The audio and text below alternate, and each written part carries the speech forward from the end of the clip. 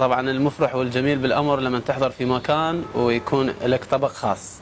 هذا الشيء اللي بالنسبة لي كان مميز جدا. فاجئوني طبعا الشباب انه يكون اكو في المطعم او الكافيه هناك طبق خاص باسمي. وطبعا شكر جزيل وموصول للجميع وللناس اللي عملوا هذا الشيء. راح يكون متواجد على طول الخط انه طبق باسمي، بس اتمنى يمشي حتى لان دي نسبة لي. لا طبعا اتشاقى اكيد. شكرا جزيلا. الطبق باسم الامبراطور، وهذا بالنسبة لي فخر كبير انه اقدر بهذا الشكل.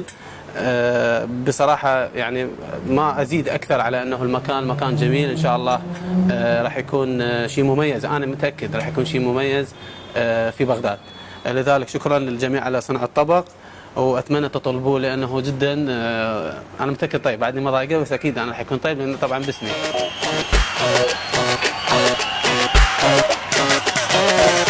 لاعبنا ما حد يقدر له من توصل الطوبة برجله، الغيرة وارد هم نهله من